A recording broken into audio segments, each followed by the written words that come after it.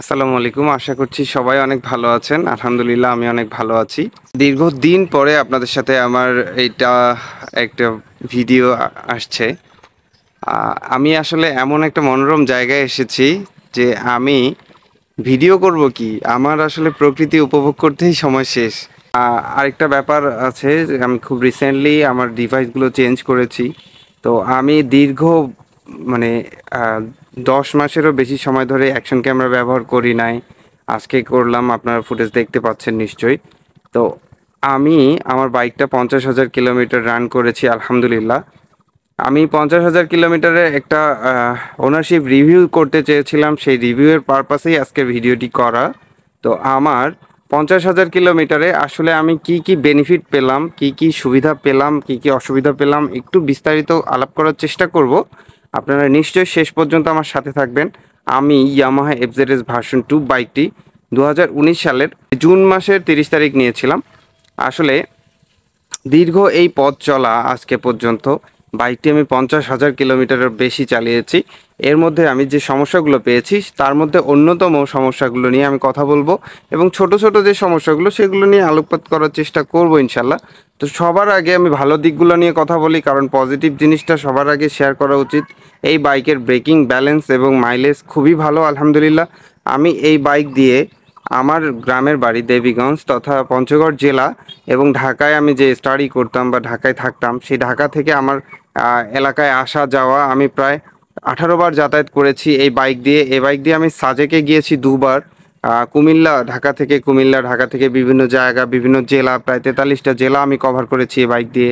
আপনারা হয়তো ভাবতে পারেন যে এত কিছু রান করে মাত্র ৫০,০০০ কিলোমিটার। আসলে ব্যাপারটা হচ্ছে আমি যখন ট্যুর করতাম তখনই শুধু একটু চালানো হতো। আর তাছাড়া আমি টুকিটাকি ২০-৫০ কিলোমিটার পার ডে আমার চালানো পড়ে। তো আসলে মেইন যে আমার এই বাইকটা সবচেয়ে ভালো লেগেছে সেটা হচ্ছে যে ব্রেকিং। আলহামদুলিল্লাহ ব্রেকিংয়ে আমি কখনোই এই বাইকে হতাশ হইনি। আমার আরেকটা জিনিস যেটা ভালো লেগেছে সেটা হচ্ছে যে এই বাইকের বিল্ড কোয়ালিটি। আলহামদুলিল্লাহ এত সুন্দর বিল্ড কোয়ালিটি, আপনারা যারা ইউজ করেছেন শুধুমাত্র তারা বলতে পারবেন যে এই ইয়ামাহা এফজেডএস ভার্সন 2 বাইকটিতে বিল্ড কোয়ালিটি কেমন করেছে এবং ইঞ্জিন কোয়ালিটি, ইঞ্জিনের সাউন্ড কোনো ব্যাড নয়েজ নেই এখন পর্যন্ত। হ্যাঁ, এখন পর্যন্ত এই ইঞ্জিন থেকে আমি কোনো প্রবলেম পাইনি আলহামদুলিল্লাহ। আসলে প্রশংসা করলে নাকি ওটা মাথায় উঠে যায়, একটা কথা আছে না? তো এখন পর্যন্ত আমি বাইকের যে সুবিধাগুলো পেয়েছি তার মধ্যে আরেকটি সুবিধা হচ্ছে এর কোনো ভাইব্রেট আমি পাইনি। ভাইব্রেশন যেটা বলে একটা বাইকের সবচাইতে খারাপ জিনিস, খারাপ খুব প্যারাদায়ক লাগে, সেটা হচ্ছে একটা বাইক যখন ভাইব্রেট করে খুবই জঘন্য লাগে। আমি এই ভাইব্রেটটা এখন পর্যন্ত আলহামদুলিল্লাহ পাইনি। এই ৫০,০০০ কিলোমিটারে আমার ইঞ্জিন খুলেছি মাত্র একবার। শুধুমাত্র আমাদের ইঞ্জিনের একটা নির্দিষ্ট জায়গায় একটা ফিল্টার থাকে, সেই ফিল্টারে কিছু ডাস্ট জমা হয়ে থাকে, সেই ডাস্টগুলোকে ক্লিন করার জন্য আমি ইঞ্জিনটা একবার খুলেছি মাত্র। তো আমার ইঞ্জিন তখন খোলার পরে আমি একটা জিনিস খেয়াল করলাম যে আমার হয়তো ড্রাইভিং গিয়ারে খুব সামান্য একটু প্রবলেম দেখা গিয়েছে, যেই জন্য আমাকে সার্ভিস সেন্টার থেকে বলা হয়ে কি বলে এই ড্রাইভিং গিয়ারটা একটু অ্যাডজাস্ট করে নেন। আমি অ্যাডজাস্ট করিনি, তারপরেও আমি ৩০,০০০ কিলোমিটার চালিয়েছি। তো এই যে একটা লম্বা প্রসেস, আমি এই বাইকটা চালাইলাম, আমার কাছে কখনো মনে হয় নাই যে বাইকটা পুরনো হয়ে যাচ্ছে বা ৫০,০০০ কিলোমিটার চালিয়েছি, বাইকটার একটা বড় ধরনের পরিবর্তন, বড় ধরনের চেঞ্জ আনা দরকার, এটা কখনো আমি মনে করি নাই। এটার অন্যতম কারণ হচ্ছে এর বিল্ড কোয়ালিটি। আর আমি চেঞ্জ করেছি এই পর্যন্ত সবচেয়ে বড় যেটা, সেটা হচ্ছে টায়ার এবং চেইন সেট, চেইন স্পকেট আমি চেঞ্জ করেছি প্রত্যেক ৫,০০০ কিলোমিটার অন্তর অন্তর। শুধুমাত্র লাস্ট ১০,০০০ কিলোমিটারে আমার চেইন স্পকেট চেঞ্জ করতে হয়নি, কারণ আমি লাস্ট ১০,০০০-এ কোনো ট্যুর করি নাই। আর আরেকটা জিনিস আমি চেঞ্জ করেছি সেটা হচ্ছে হেডলাইট। আমার সবচেয়ে বড় সমস্যা ছিল এই বাইকের হেডলাইট নিয়ে। হেডলাইটের আলোতে আমি স্যাটিসফাইড না। আমার কাছে সবসময় মনে হয়েছে যে হেডলাইটের আলোটা একটু বেশি হওয়া দরকার আছে বা ইমপ্রুভ করার দরকার ছিল।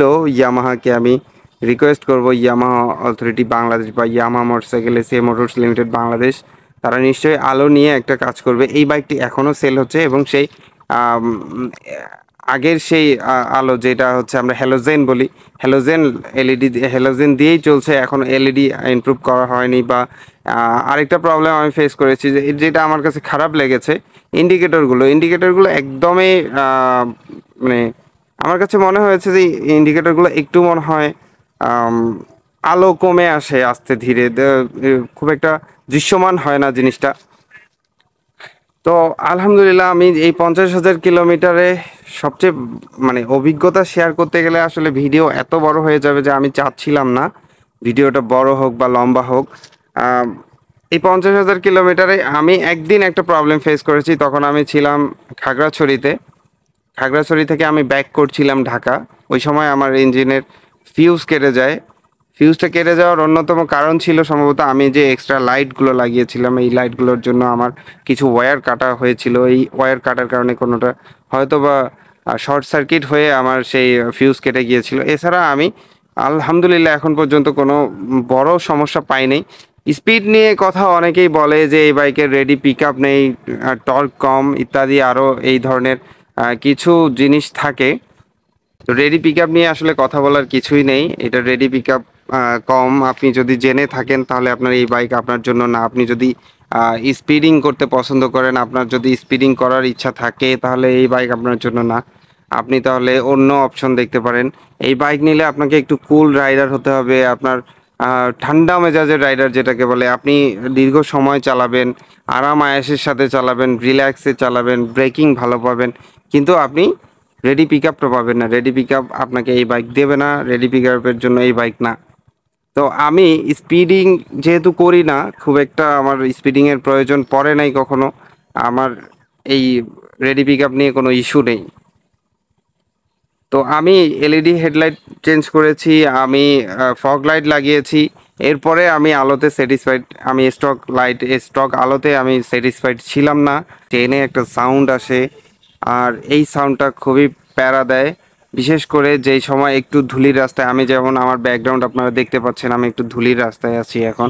কোনো কারণে যদি চেনে একটু এটা সব বাইকেই হয়, যার চেনে হচ্ছে কাভার থাকে না যেই বাইকগুলোর, সেগুলোতে এই সাউন্ডটা হবে, এটা খুবই স্বাভাবিক। বাট আমারটা মনে হয়েছে যে আমার এই জিনিসটা খুব প্যারা দেয় আমাকে, এই জন্য আমি শেয়ার করলাম। আর ব্রেক প্যাডের ইস্যুতে যদি আমি আসি, আমি সবসময় জেনুইন পার্টস এবং স্পেয়ার ব্যবহার করে থাকি, এজন্য আমার স্পেয়ারগুলো খুব একটা ক্ষয় হয় না, এজন্য আমি একটু সময় নিয়ে ব্যবহার করতে পারি এই জন্য। আর ইঞ্জিন অয়েলের যে কথাটা আমি বলতে চাচ্ছি, সবার শেষে আমি আলোচনা করব এর মাইলেজ নিয়ে।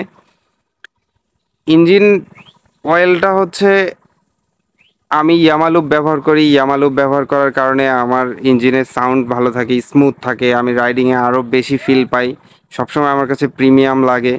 আর সবচেয়ে বড় কথা হচ্ছে, আপনি যদি ইঞ্জিন অয়েলের গ্রেডটা ঠিক মতো ইউজ করেন, তাহলে আপনার বাইক চালিয়ে কোনো রকম অসুবিধা ফিল করবেন না আপনি, এতটুকু আমি বিশ্বাস করি। আর আমি এখন সর্বশেষ ভিডিওর একদম শেষ পর্যায়ে চলে এসেছি। আপনাদের এতক্ষণ পর্যন্ত যদি আপনারা দেখে থাকেন, তাহলে এর আসল জিনিস, আমরা যেই জিনিসটা নিয়ে সবাই কথা বলতে, সবাই আলোচনা করতে পছন্দ করি, সেটা হচ্ছে মাইলেজ।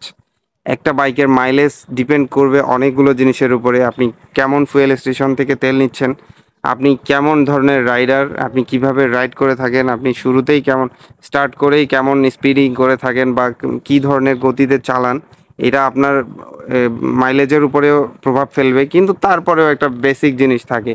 এই বাইকের আমি এখন পর্যন্ত সবচেয়ে ভালো মাইলেজ পেয়েছি 49 কিলোমিটার/লিটার হাইওয়েতে, এবং সিটিতে আমি 35 to 36, 37 এইরকম পেয়েছি সর্বদা। আমি রুরাল এবং হাইওয়ে, আমি বর্তমান আমার গ্রামের বাড়িতে আছি, এখানে এবং হাইওয়েতে আমি সব সময় পাচ্ছি অ্যারাউন্ড 43 to 45 কিলোমিটার/লিটার। এটা এবং আপনারা নিশ্চয়ই জানেন এগুলো সম্পূর্ণ ডিপেন্ড করবে আপনার উপরে। বাট বাইকের যে জিনিসটা, সেটা হচ্ছে যে আপনার বাইক কতটুকু ফুয়েল ইনজেক্ট করতে পারছে, কতটুকু বার্ন করতে পারে, ফুয়েলটা বার্ন করে শেষ করতে পারে কিনা, এটাও আপনাকে চেক করতে হবে। আর এটার জন্য আপনাকে অবশ্যই এই ফুয়েল ইনজেক্টর, এই ইয়ামাহার যে বাইকগুলো আপনারা ইউজ করছেন, যার ফুয়েল ইনজেক্টর আছে, ফুয়েল ইনজেক্টর প্রত্যেক 4,000 কিলোমিটার পর পর যদি আপনি ক্লিন করে না নিয়ে থাকেন, তাহলে আপনার কিন্তু মাইলেজ কমে আসবে। এবং আপনি যদি ভালো মানের ইঞ্জিন অয়েল ব্যবহার করে না থাকেন, বিশেষ করে ইয়ামালুপ ব্যবহার না করলে ইয়ামাহা বাইকগুলোতে মাইলেজ অনেকটা কমে আসে, এটা পরীক্ষিত, আমি দেখেছি, আমার বেলায় আমি দেখেছি। এই জন্য চেষ্টা করবেন ইয়ামালুপ ব্যবহার করার জন্য। আসলে প্রত্যেকটা জিনিসের ভালো এবং মন্দ দিক থাকে। আমার কাছে আজ পর্যন্ত ভালো দিকেই বেশি পড়েছে, মন্দ দিকগুলো আপনি বিবেচনা করতে গেলে কোনো বাইকেই আসলে মন্দ দিকে কম নাই, প্রত্যেক বাইকেই কোনো না কোনো খারাপ সাইড আছে।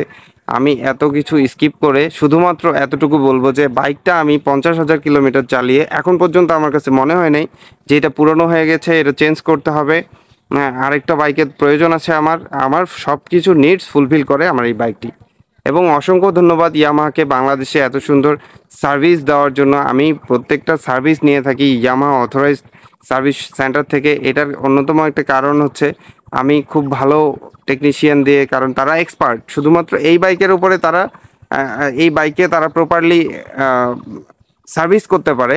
দ্যাটস ওয়াই আমি তাদের কাছ থেকেই নিয়ে থাকি সার্ভিসটা। তো আপনাদের সকলকে অসংখ্য ধন্যবাদ। সবাই চেষ্টা করবেন সব সময় রাইড করার সময় অবশ্যই হেলমেট পরার, ভালো মানের সেফটি গার্ডস ব্যবহার করার, গ্লোভস ব্যবহার করার, অবশ্যই জুতা পরবেন। এবং ঈদ আসলে বিশেষ করে ঈদ এবং অকেশনগুলো যেগুলো আছে, পয়লা বৈশাখ, ঈদ, পূজার সময় আপনার ছোট সোনামণি, যাদের ছোট বলতেছি তাদেরকে, যারা 18 বয়সের কম, তাদের হাতে বাইক দেওয়ার আগে অবশ্যই চিন্তা করে দেখবেন। এবার ঈদে, রমজান ঈদে অসংখ্য দুর্ঘটনা ঘটেছে শুধুমাত্র অভিভাবক এবং বড় ভাইদের অবহেলার কারণে। আমি অবহেলা বলবো এই জন্যই, কারণ আপনারা যদি চোখে চোখে রাখতেন তাহলে এই তাজা প্রাণগুলো ঝরে যেত না। তো সবাই সন্তানের হাতে বাইক দেওয়ার আগে চিন্তা করে দেখবেন তার বয়স হয়েছে কি না, তার আসলে মেজাজ কেমন, ঠান্ডা নাকি অন্য মেজাজের, সে কি ধরনের কি ছেলের সাথে মিশে, তারা কি ধরনের গ্রুপিং করে। যারা আছে আমাদের এলাকায় অনেক বাইকিং গ্রুপ আছে, যারা দেখা যায় যে খুব রাশ রাইড করে থাকে। আমরা এই বয়সে যেটা আমরা কখনো করি নাই, তারা অল্প বয়সেই করে যাচ্ছে। তো শুধুমাত্র আমাদের সবার সতর্কতাই পারে দুর্ঘটনা কমাতে। সবাই ভালো থাকবেন, সুস্থ থাকবেন, আমার জন্য দোয়া করবেন। সম্ভব হলে আপনার ভিডিওটি ভালো লাগলে অবশ্যই আপনার মন্তব্য জানাবেন। আমি চেষ্টা করেছি দীর্ঘ মাস পরে আসলে একটি ভিডিও করার, নিশ্চয়ই ভালো আমি আশা করব না। তো সবাইকে অসংখ্য ধন্যবাদ, সবাই পাশে থাকবেন। আসসালামু আলাইকুম, আল্লাহ হাফিজ।